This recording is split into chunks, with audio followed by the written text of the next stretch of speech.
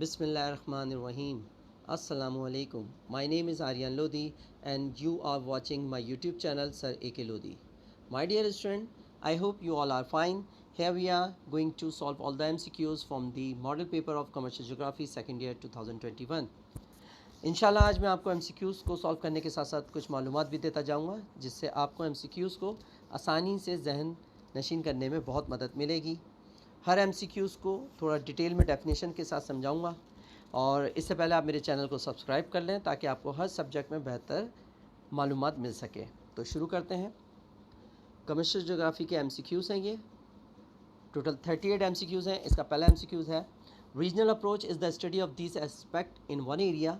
इसके 4 ऑप्शन दिए हुए हैं, economical aspect, ecological aspect, geographical aspect and business aspect. तो बिजनेस एस्पेक्ट का तो इससे बिल्कुल कोई ताल्लुक नहीं है, इसको आप साइड करें। अब आपके पास बचते हैं 3 ऑप्शन जिसमें से इसका बेस्ट आंसर होगा जियोग्राफिकल एस्पेक्ट। ठीक है। Economical aspect, economic geography is that aspect of the subject which deal with the influence of the environment inorganic and organic on the activities of man. Ecological aspect, the theme of human ecology is applicable to the study of population geography as well. In a given ecosystem, a successful adaptive strategy allow a people's survival and the reproduction of population at the most basic level. तो इस लिहाज से इसका best answer है geographical aspect. मैं दूसरे MCQs को भी इसलिए बताता जा रहा हूँ ताकि वो आपको समझने में ज़रा आसानी हो जाए। सेकंड MCQs है transportation map is an example of. इसका बेस्ट आंसर है ट्रॉपिकल अप्रोच। इसमें रीजनल, इन्वायरमेंटल और जियोग्राफिकल अप्रोच भी मौजूद है, मगर ट्रॉपिकल अप्रोच इसलिए बेस्ट है क्योंकि ट्रांसपोर्ट का जो भी निज़ाम है, अगर आप मैप पे जाते हैं तो आपको वहाँ पे कुछ ऐसी मैप के ऊपर जो है बस वगैरह इन सब की जो है इमेजेस वगैरह मिल जाती हैं। एक लेन, एक रूट नज़र आता है जिसको हम बोलेंगे ट्रॉपिकल अप्रोच कहेंगे। तीसरा हमारे पास MCQs है dairy product distribution is an example of primary commercial activities, secondary commercial activities, territory commercial activities and perishable commercial activities. तो चौथा तो बिल्कुल ही रॉन्ग है, इसको आप हटा दें। प्राइमरी, सेकेंडरी और टेरिटरी में से कौन सा बेस्ट आंसर है? तो इसका बेस्ट आंसर है टेरिटरी कमर्शियल एक्टिविटीज़। उसका रीज़न जो है वो ये है कि primary commercial activities the primary sector of the economy extract और harvest products from the earth such as the raw material and basic food. The secondary sector of the economy products finished goods from the raw material extract by the primary economy. All manufacturing, processing and construction jobs lie with this sector. तो हमारा इस लिहाज से ये कौन सी activity कहलाएगी? ये territory commercial activities कहलाएगी क्योंकि पहली प्राइमरी एंड सेकेंडरी मैंने आपको बता दी। चौथा MCQs है हमारे पास an investor always desire to locate the activity at. इसका बेस्ट आंसर है the CBD of mega cities. ये इसका बेस्ट आंसर होगा, ये इसका बेस्ट आंसर है। और CBD stand for central business district. पांचवा हमारे पास है GPS stand for geographical positioning system है।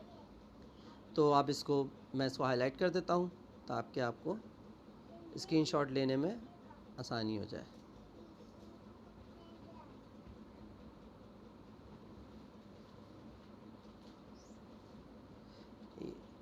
इसी तरह से छठा है e commerce is the buying and selling of goods and services with the help of internet. Easy MCQs था इसके अंदर। इंटरनेट आपको मालूम है आजकल बाइंग सेलिंग जो है विदाउट इंटरनेट जो है वो बहुत ज़्यादा इस कोविड कंडीशन में जो पेंडेमिक चल रहा है, कोविड पेंडेमिक है, उसमें बहुत ज़्यादा यूँ समझ लें कि आपके लिए बहुत ज़्यादा मुश्किल है किसी चीज़ को ख़रीदना बाहर जाकर। आपको मालूम है SOPs के बगैर जो नॉर्मल कंडीशन आ रही है लॉकडाउन की, तो उसमें बेस्ट जो है वो इंटरनेट है। और ई कॉमर्स, ई ट्रेडिंग जो है, मतलब जो ऑनलाइन जो है, वो अभी तक बेस्ट ऑप्शन है, इसलिए इसका इंटरनेट बेस्ट आंसर है। नेक्स्ट है हमारे पास 7 the perfect of total ocean area of the earth surface is 71। तो टोटल ओशियन एरिया जो है पूरा, मतलब अगर पूरे अर्थ सरफेस को हम देखें तो उसका 71% एरिया जो है वो समंदर पर, दरियाओं पर और पानी पर मुश्तमल है। बाकी 29% जो है वो आपका अर्थ सरफेस आती है। 8 आपके पास है the horizontal imaginary lines over the globe are called latitude. इसका बेस्ट आंसर है लैटिट्यूड। अगर हम वर्टिकल इमेजिनरी लाइन की बात करेंगे तो उसका आंसर होता है लॉन्गिट्यूड। ये आप जहन नशीन कर लें, अपने जहन में एक बात डाल लें कि अगर वर्टिकल इमेजिनरी लाइन की बात होती है तो हम उसका आंसर लगाते लॉन्गिट्यूड। यहाँ पे हॉरिजॉन्टल बात हो रही है तो हॉरिजॉन्टल के लिए आंसर है latitude. In USA about this person of labour force is engage in primary activities 23%। The supervisor of a garment factory and the principal of a college belong to quaternary activities. Quaternary activities उन activities को हम कहते हैं जिन activities के अंदर वैसी वो activities हम जिसमें हम ये कहें कि यूँ समझ लें कि ऐसी सरगर्मियाँ हैं जिसमें बड़े से बड़े जो इदारे होते हैं उसमें जो आला सतह पर जो फ़ैसला किया जाता है, जो यूँ समझ लें जो डिसीजन मेकर होते हैं, उस ग्रुप के जो मालिकान जैसे चीफ एग्जीक्यूटिव वगैरह अफसरान वगैरह जो होते हैं, जो मतलब ऑफिस बिल्डिंग वगैरह जितने भी मामलात को सर अंजाम दे रहे होते हैं, ठीक है ना, वही जो है उसका यूँ समझ लें कि उन्हीं के पास अथॉरिटी होती है कि वो अपना कोई भी डिसीजन ले सकें।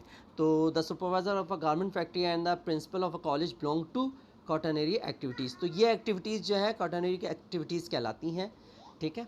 तो इसका बेस्ट आंसर है कॉटनरी एक्टिविटीज़। इसको भी EIA स्टैंड फॉर, बहुत ईजी क्वेश्चन था। इन्वायरमेंटल इम्पैक्ट असेसमेंट, इसका आंसर है environmental impact assessment. This is not a main function of EIA, तो ये भी बहुत इजी है। इसका है to increase human activity involvement, to increase human involvement. हमारे पास 13 है। ही फाउंडेड अर्थ डे, बहुत ही फेमस गे लॉर्ड नेल्सन, ये एक अमेरिकन सेनेटर भी रह चुके हैं और इनको फादर ऑफ अर्थ डे भी कहा जाता है। मतलब इन्होंने ही मतलब ये बहुत से ऐसी एक्टिविटीज़ में रहे हैं। इनके जो सोशल वर्किंग सोशल यूँ समझ लें सोशल वर्किंग में बहुत ज़्यादा इन्वॉल्व रहते थे और ये 22 अप्रैल को जो है मनाया जाता है अर्थ डे, और ये फादर ऑफ अर्थ डे भी कहलाते हैं। गैलॉर्ड नेल्सन, ये आपके जहन में बैठा रहेगा, अब आप इसको कभी भूल नहीं सकेंगे। The highest growth rate of population is Asia. Asia is the biggest continent of the world. हमें मालूम है दुनिया का सबसे बड़ा कॉन्टिनेंट है, इसी वजह से यहाँ पे हाईएस्ट ग्रोथ रेट भी होता है पॉपुलेशन का। इस फिर नेक्स्ट है हमारा 15, the area is the best example of the nearly uninhabited region. तो इसका आंसर है साइबेरिया। अक्सर आप लोगों ने कराची में कराची में रहने वाले लोग बोलते हैं कि साइबेरिया की हवाएं चल रही हैं, बहुत सर्द और ठंडी हवाएं होती हैं। और साइबेरिया वो एरिया है जहाँ पे अभी तक लोगों का मतलब यूँ समझ लें कि लोगों ने उस पर कब्ज़ा नहीं किया है, या वहाँ पे ज़्यादातर ह्यूमन या और एनिमल्स वगैरह जो हैं इतनी तादाद में मौजूद नहीं होते। तो यहाँ पे highland of China, Balochistan, south east Asia जो हैं, ये सारे ऐसे रीजन हैं जहाँ हैबिटेड रीजन है, जहाँ पे लोग रहते हैं। जबकि साइबेरिया ऐसा है जहाँ पे अभी तक लोगों की आमद नहीं हो सकी है या उनका कब्ज़ा नहीं हो सका है, एक तरह से कहेंगे। 16 है, this is not a densely populated country of the world. इसका जो बेस्ट आंसर है वो ऑस्ट्रेलिया है। ऑस्ट्रेलिया सबसे छोटा कॉन्टिनेंट है, 7 कॉन्टिनेंट में 7 कॉन्टिनेंट में सबसे स्मॉल कॉन्टिनेंट है ऑस्ट्रेलिया। इसी वजह से बहुत ही जो है ये क्या कहते हैं डेंसली पॉपुलेटेड है। 3.3 people per square kilometre Australia's population density was 3.3 people per square kilometre. 24 March of 2020 की ये सेंसस के मुताबिक, मतलब 24 मार्च 2020 के सेंसस के मुताबिक तकरीबन 1 स्क्वायर किलोमीटर पर 3.3 पीपल्स जो है वो रहते हैं या रिहाइश पजीर हैं। नेक्स्ट हमारे पास this crop require a moderate temperature between 15 to 22 degree centigrade. तो इसका बेस्ट आंसर है वीट। वीट इसलिए इसका बेस्ट आंसर है क्योंकि वीट मॉडरेट टेम्परेचर में जो है ना उसकी रिक्वायरमेंट जो है वो मॉडरेट टेम्परेचर है, क्योंकि तकरीबन इसमें, और जो कॉटन जो है वो बहुत लाइट रेनफॉल में ही में ही जो है मतलब सर्वाइव करता है। जबकि वीट जो होता है उसमें ना ज़्यादा सर्दी हो, ना ज़्यादा गर्मी हो, ना ज़्यादा बारिश हो, ना ज़्यादा कम बारिश हो। तो इसलिए, और इसका टेम्परेचर भी जो है वो क्लोज जो है ऑलमोस्ट 20 सेंटीग्रेड जो है उस पर जो है ये काश किया जाता है, ठीक है। नेक्स्ट हमारे पास है this known is the king of the fibres cotton. बहुत आसान आंसर है, काफ़ी बार आपने पढ़ा होगा। तो इसका बेहतरीन आंसर था कॉटन। अच्छा, अब हमारे पास आ जाते हैं next, in agriculture that is not a climatic element. ये हमारे पास है इरिगेशन।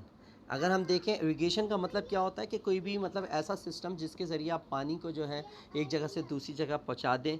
तो जाहिर सी बात है ये हमारा क्लाइमेटिक एलिमेंट तो नहीं कहलाएगा ना। जैसे टेम्परेचर है, रेनफॉल है, ह्यूमिडिटी है, ये हमारे वो एलिमेंट हैं, ये वो एलिमेंट हैं जो हमारे क्लाइमेट से रिलेटेड हैं। जबकि इरिगेशन का ताल्लुक इससे कुछ नहीं है। बहुत इजी सा ऑप्शन था, थोड़ा सा फोकस भी करें तो इसको समझ फिर भी ये आपको आसानी से समझ में आ जाएगा।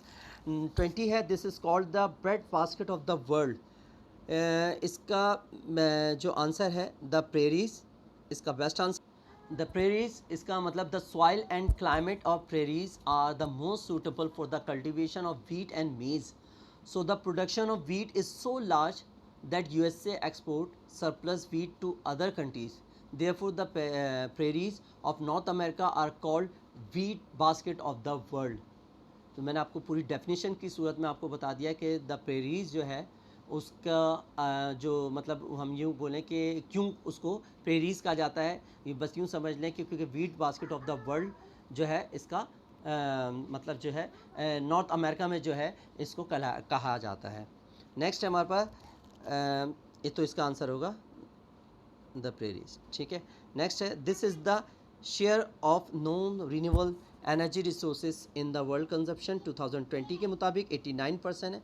इजी ऑप्शन है, ज़्यादा टाइम नहीं लेंगे। We found most of the grassland in the region tropical region. Tropical region ऐसा है, ठीक है।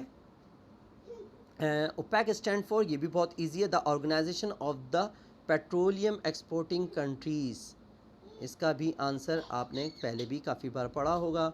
Pakistan rank by the area in the world 33। अगर पाकिस्तान का पूरी दुनिया में रैंक देखें तो वो 33 बनता है, तो इसका आंसर 33 है। The river is included in the name of Punjab land of 5 reverse. तो यहाँ पे कुछ लोग इंडस इसको कॉल करते हैं, जबकि इसका बेस्ट आंसर है 20। और उसका जो रीज़न है कि 20 का मतलब the river is included in the name of Punjab. Punjab का मतलब पंच का मतलब 5 होता है, और अब का मतलब आब मीन पानी। और पाँच पानी का मतलब है, और वो 5 पानी किसको कहते हैं? 5 दरियाओं को कहते हैं जो उसमें शामिल हैं। उन 5 दरियाओं के नाम, जिसमें सतलज भी आ जाता है, जिसमें झेलम भी आ जाता है, चनाब भी आ जाता है, और रावी आ जाता है, और 5वां नाम है 20। तो ये 5 नाम मिलके जो है पंजाब बनाते हैं। इसकी डेफिनेशन ये हो सकती है, the word Punjab is a combination of the Indo-Iranian word panj 5 and of water, thus is called the land of 5 rivers. The 5 rivers are the Chenab, Jhelum, Ravi, Beas and Satluj. तो इसका best answer होगा 20। कोयटा सन टेक्सास is situated at Sulaiman mountain. फिर हमारे पास है Neeli Bar is the geographical region and is the portion of बारीडोप। इसमें और भी दूसरे डोप का जिक्र, बारी डोप इसलिए कि नीली Bar is the geographical reason इन पंजाब।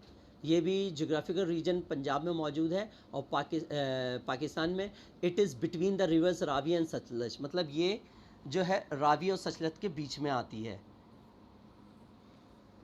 फिर नेक्स्ट है हमारे पास, the third desert merge into the eastward.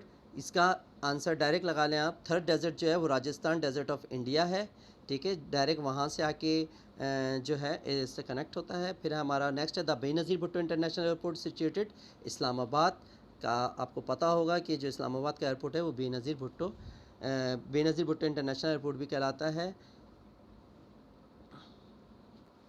इसका आंसर है NHA। और फिर हम इसको NHA को हाईलाइट कर देते हैं। It is the premier route management authority in Pakistan. 1991 में जो है इसको अथॉरिटी दी गई थी, NHA। रसूल barrage is build on the river Jhelum. रसूल बैराज जो है वो झेलम रिवर के ऊपर बिल्ड किया गया है। These canal run during summer and in the rainy season. तो इसमें नॉन पेरिनियल कैनाल जो है इसका बेस्ट आंसर होगा। This country uses coal to produce about 75% of its electricity। तो इसका आंसर है द USA जो है तकरीबन 75% जो है वो यूज़ करता है इलेक्ट्रिसिटी कोल के ज़रिए। नेक्स्ट है this canal take off water from the right bank of the river Indus. तो इसमें 3 नाम दिए हुए हैं, लिन, फुलेली और पिनियारी। अक्सर लोग पिनियारी को आंसर देते हैं, जबकि इसके अंदर इसका कोई भी आंसर नहीं है, क्योंकि पिनियारी जो है वो left bank of the river से जो है टेक ऑफ होता है, मगर ये राइट बैंक की बात की गई है, तो इसमें से कोई और, ये कोई भी ऑप्शन इसका नहीं है, नन ऑफ दिस इसका आंसर होगा। Next, according to the census 2017, population density of Pakistan is 261 square kilo per kilometre. 261 per square kilometre है इसका आंसर।